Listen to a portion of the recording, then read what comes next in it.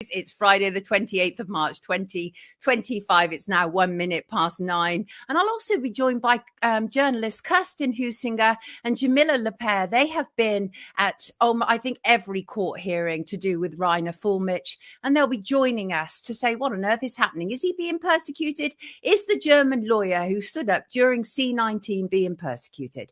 Here's Kerstin. Good morning, Kerstin. Kerstin Heusinger. Good morning, Sonia. Lovely to have you with us, and let's welcome Djamila LePair. Good morning to both of you. I am so delighted that you're both able to join us this morning. Thank you so much. Two wonderful journalists.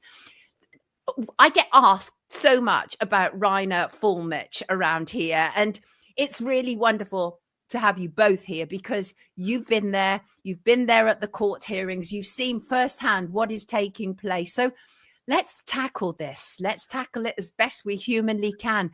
First of all, I don't mind who wants to speak first. You can take it in turns, whichever one wants to.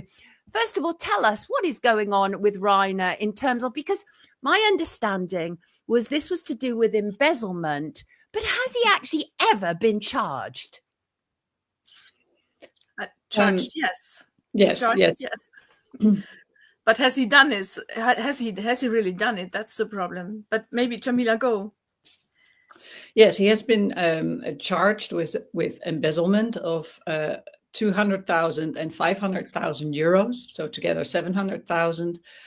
And that has sort of dwindled in the course of the last year. The court hearing started in January of 2024.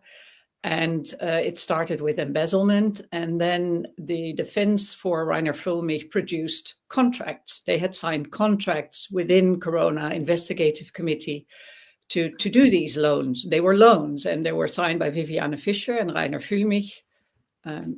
Sorry. I'm getting a message here and I don't know what to push. But don't worry, we can't see anything on the screen yet. You're doing brilliantly.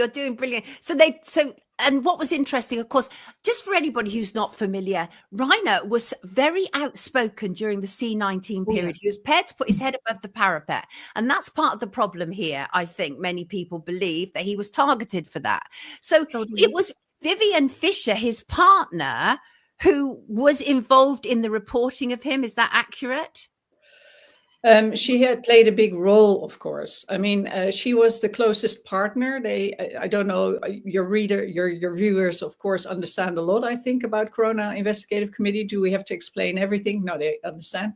So the curious thing is that she started saying there are not enough funds back, in the back of what the viewers saw. And so there was a sort of panic within Corona Investigative Committee. There were not enough funds and Reiner should pay his loan back.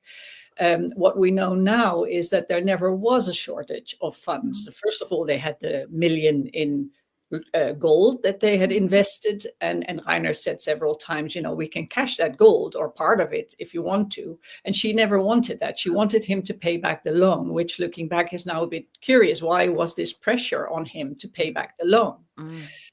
He was in the process of selling his house because he wanted to move to California and reverse what he had been doing all along. He used to have his practice in Germany and also practice in California. And he wanted to live in California and also practice in Germany. He still had a practice in Germany that he continued. But he was going to sell his house. And the money that he lended, he put into beautifying his garden, so to say, because his house was paid off. And if he would invest in his garden, then the government couldn't access that money. They couldn't claim the mortgage. They couldn't do anything. And of course, he got a lot of backlash about that because people said, well, that sounds a bit dodgy. If you're making a pool and a hot tub, that sounds really... But the fact is that he never had any pleasure of that. He only had the mud and the work all year for the pool and the tub to be made. And only 2 months before the sale of the house went through, was it all ready? So you can't, so it really was an investment that the money would go back to Corona Ausschuss after the house was sold. Now, Viviane made a lot of, although she isn't the one who started the actual prosecution, she's the one who, she knew that there was a buyer for the house already in August of 2023. and she still wanted 22, sorry. Oh, sorry, 22. Sorry, yes, you're right. Thank you. This is what's great about having two more journalists on Yes. the screen. You can fact check each other. It's wonderful. I love it. But she knew that the house was going to be sold, that the actual transfer was going to be at the beginning of October 2022. And yet she somehow played a role in the the charge or the complaints being brought to the prosecution in September of 2022, even though everybody knew or could have known that the house would be sold in a month and the money would come back. So it seems like there were powers behind the three partners who didn't want him to pay back. They wanted a reason to arrest him or to prosecute him. And so that's her role. I don't know, Kerstin, we're still not very sure what exactly. It's often difficult, isn't it, to ascertain exactly what's taken place. I've been reading your articles, great articles. And Kerstin, you obviously have taken the pictures. You've done illustrations from inside court, harrowing illustrations. It would appear that there is a disproportionate degree of kind of like security around Reiner. Can you talk a little bit more about that? Because he's to my understanding, he's in a high security prison. Oh, yes. Yeah. And he arrives in court often like chained, doesn't he? His feet are chained. It all seems a bit ridiculous, really, a bit dramatic and OTT. What would you like to say about that? Well, the chaining of the feet has stopped, as far as I know. This has stopped a few weeks ago, but he still he always arrives. Is that called shackled, with the hands attached? Yes. And they always bring him in like that and bring him out like that. And even if there are breaks in court, which are longer than 5 minutes or 10 minutes, they bring him out into a cave cell and bring him back. And he's always shackled, as if he would be really a criminal. And maybe Djamila, go on as well. This this is interesting because you also say in one of the articles, and I think this is important because he's been charged with a misdemeanor, right? But it's being treated as such a serious crime, almost as he's a terrorist. So it all seems a bit extreme, really. Which one of you would like to pick that up? Because it feels very much like he's being persecuted. It doesn't feel regular. Absolutely. No, it has nothing to do with the embezzlement, as also in the file against him, there are files that are named Corona. So it's very clear that he's not being prosecuted for the alleged embezzlement, which isn't there anymore, but for his, they just got rid of WikiLeaks to be able to do the Corona thing. And then comes this guy and he starts Corona Investigative Committee. So that, they must have been outraged by it, is my conclusion. And so they were really finding a way, trying to find a way to get to him. And then when he also joined Die Basis, a German, newly founded German political party, where he was going to be the front runner, and which amassed a lot of new members in a very short time. I think, they infiltrated. They must have infiltrated both the Die Basis and Corona Investigative Committee. They must have bribed, this is just speculation, but something has happened, because in a short space of time, both collapsed, both Die Basis and it had to do with each other, because within Die Basis, they were saying, look, whatever problems you have in Corona Investigative Committee, please don't make it public, resolve it internally. We're happy to help, we'll mediate, but don't bring it out because it's going to hurt us in the elections. Mm-hmm. And they'd all agreed to that. And only 2 days later, after this agreement, did Viviane Fischer come out with again a public statement on the Corona Ausschuss platform, the Corona Investigative Committee platform, to which Reiner didn't have access anymore. So this was the only source we had at the time. Right. And she then said, he has embezzled money, whereas she never said, myself, I also had a loan, or, she never. Right. Interesting. So there would very much appear that there was a targeting of him. And even when I've talked to people before, for the most part, people who understand what's taken place say he was targeted, but other people believe what's been said about him, the smears and, the kind of like the ritual humiliation that he's been subjected to. Yeah. He was, for example, Kerstin, I'll ask you to pick this up. He was remanded in solitary confinement. Why? Is he a dangerous prisoner? Well, the reason for that was that he started to, he's a lawyer, and he continued his work in a way from inside the prison, because he has a very strong feeling of not wanting to support injustice. But what he saw in prison was a lot of weird stuff going on with the other detainees. And so he started to give them advice, how do you call this? Justice advice, huh? And when this became a little bit dangerous in a way that for the prison, they started to put him in solitary confinement, and they even forbid him to even say hello through a window to other detainees, and the other way around. And if they would even do like that, they would how do you call that? Be punished. Punished, yes. Yeah. They would punish him. This is extraordinary stuff you're telling us. It certainly sounds like people in the comments saying he's a targeted individual, and it certainly sounds like that. I think he'd put his head far too high above the parapet. He was there to be cut down by the powers that be. Certainly during the C-19 period, we absolutely know that was taking place. And I've seen it. I've seen other people. I've been involved in investigating corruption for a very long time. I can see how these things happen. And of course, to put him into solitary confinement and make him feel very isolated is almost like part one of the process of breaking him down. Who would like to pick that up? Yes, very much so. I mean, they're just petty things, but for a prisoner, big things. For example, during his birthday, he was put in isolation, and he was moved to the back of the prison, because in the front of the prison there was a huge party had been organized by protesters, and they had music and all sorts of things which he could have heard. But he was moved to the far side of the prison, put in isolation, and only after his birthday weekend was over was he put back and released out of isolation, only to be put back into it a month later. So there are many of these things. The interesting remark he had during one of the court hearings, going back to what Kerstin said about advising the other prisoners, he would advise them in how to do their trials and whatever, but he also connected them to other lawyers who could help them. Oh, and he said during one of the trials that actually he's found out that a lot of these people that we think are common criminals in the prisoners are also political prisoners. They know something, they have, they've stumbled across something, or they know something from their family background, and then they're put on a demeanor into prison, and nobody hears about them because they don't have his stature. So, Exactly. I want to try and add one of the images that Kerstin took. Bear with me, everybody. I'm not sure if I can add an image with two guests on stage. We can. Absolutely. Yeah. I think this is an interesting one. Kerstin, tell us what was going on there, please.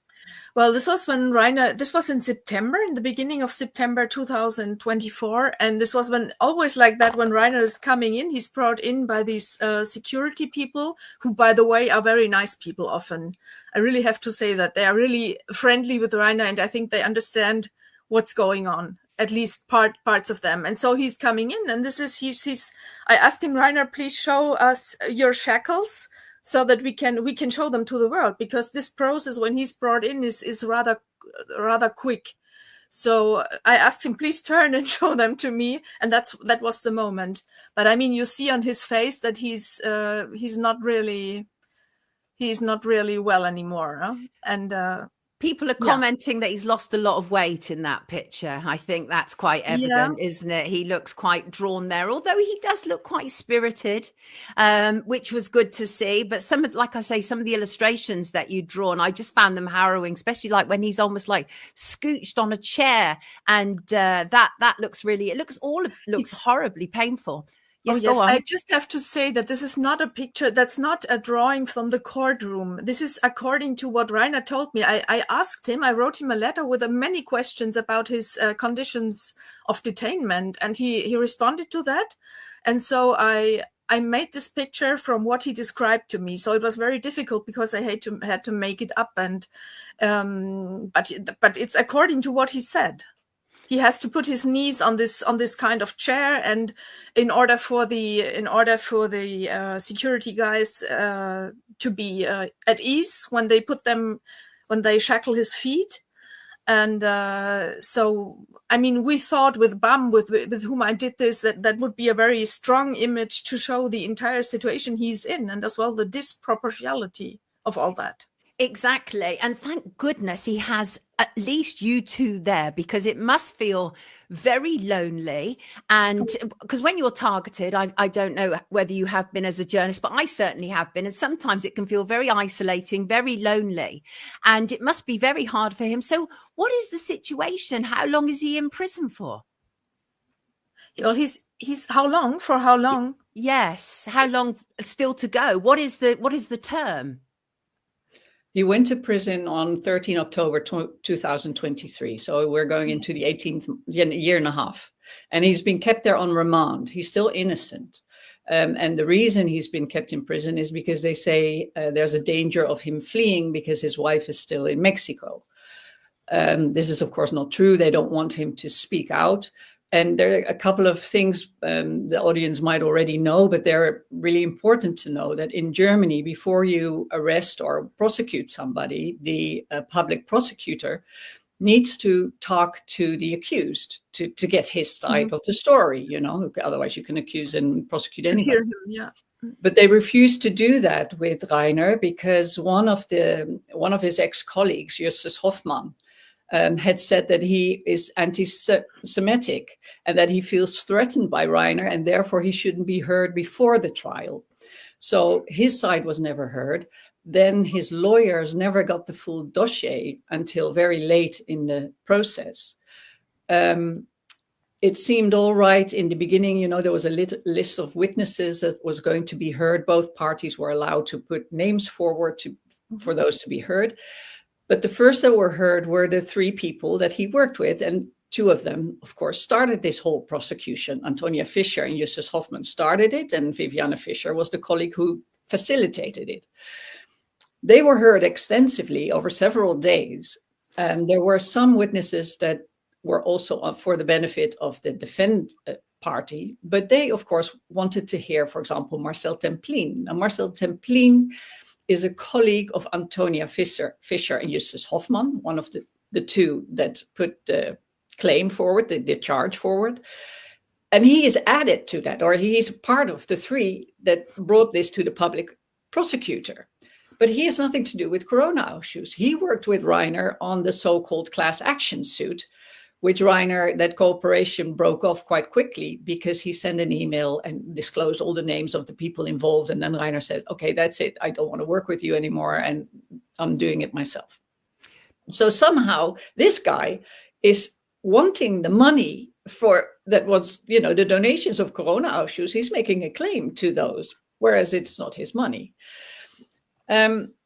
Where was I now? I was saying this. Well, he put it away. He actually put it away. What Reiner got out of his house, he took that away, and he put it on his account. I don't know if he really makes officially a claim of wanting to have this money. Does he? Yeah. So he's the one who's also one of the three, but he's also the one who organized that at the sale of the house, the majority of the money was transferred to his account. Yes.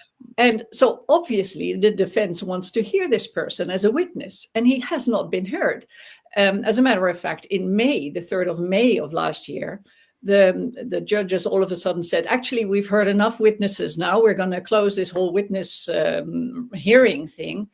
And we're now going to, we want to close the whole thing off. And then there was, of course, an outrage because a lot of the important witnesses for the defense hadn't been heard. Then there's a rule in Germany that rather than the court inviting the witnesses, you can bring witnesses along and apply at that day for them to be heard. As the now, defense. I think 3 or 4 were heard, but then the judges said you can only ask on this specific topic, and whenever you deviate, I'm going to cut you short. So, which is also, you can't create a context, you can't create anything. Ridiculous. Yeah, and then it went to the point somewhere in end of June, July, where the judges suddenly said, actually, we don't want you to say anything in court. Whenever you have a request or something, put it in writing. And so the lawyers had to then put everything in writing. The judges would take it, would go to a back room read it, discuss it among each other, and come back and then say either, yeah, we accept that or we don't accept it. Is there any more? And then the defense would again submit something in writing. So we had a period that we were just going like a cuckoo's clock in and out of the courtroom, not knowing what was going on because people were reading and saying yes or no and then reading again. So there's been censorship in the court as well. It's a totally absurd and illegal, officially illegal as well. I wonder how much of this is also to do, because he had other successes, didn't he? He was involved, for example, if I remember correctly, he had something to do with Volkswagen emissions scandal, right? But he also had something to do with the Deutsche Bank as well, I think. Do you think so? And both of you are nodding your heads here. Do you think any of these play any part? Because clearly he was somebody who was making some power strides here, doing things for the people. So what part do any of these play in it? Either of you? Happy? Well, the Deutsche Bank, especially, I think, was very difficult for Reiner. And there were already allegations of him being implicated in Scientology years ago. There were already videos going on saying, oh, Reiner Fuellmich is implicated in Scientology and so on. And this was all bullshit, sorry. But it was all made up. And it reappeared, of course, now. But we know that this is nothing to do with reality. So he was already in the cible. How do you say that? He was already... Yes, the Scientology story, if I'm correct, but I must double check it. I haven't done that. But what I've heard from somebody who knows him for a long time is that the Scientology story is actually the other way around. He represented somebody who was a member of the Scientology church, but wanted out or had problems. And he defended this guy or a woman, I don't know, against Scientology. But it's been totally framed and turned around that, you know, Reiner is a member. And it's been used. I was quite surprised. There was another Corona investigative session about 3 sessions ago, where Wolfgang Wodark and Viviane Fischer, who now run that platform, were talking. And it was the absurdity that Viviane Fischer was complaining that she was being accused of, you know, having a role in all this. And that Wolfgang Wodark again made the allusion to, those are the people from the Scientology church. You know, and I thought, God, you've got a nerve to say that. It's such betrayal, isn't it? It must be. I mean, he would have had to have dealt with that as a first level, like people that I've been involved with, and we're thinking we're all on the same page, and actually they've been stabbing me in the back. So do we have a date yet for trial? Well, the next one is the 3rd of April, next hearing. There is the 2 lawyers that are doing pleas. They have finished their plea. They're for a final plea. Katja Wermer, the main lawyer, still has to finish hers, but the judge in the last session has told her, you only have till 12 o'clock, and then I'm going to take your time away because you've talked too long. And then it will be Reiner's final word. Now, that could take maybe a couple of days, but I think within the next 2 weeks, it will be finished. They will round it off. Yeah. And will they take into account how long he's been on remand? I mean, presumably, yes. I don't know how it works in the German court system. Well, the state prosecutor asked for 3 years and 9 months. But there is another, I don't know if you know this, Sonia, there's another trial that awaits us because in the beginning there were, there were 18 counts, you know, he was accused of. 69. And 16 were taken away. And in the meantime, because the court said it doesn't make sense, we put them away, they are not interesting. But actually, they put them like in the backyard to put them out later on. And this is what they're going to do. And we will probably have a second trial, which may take another year or so. And it is very clear that they want to keep him in prison and out of public and out of the possibility to express himself as long as possible.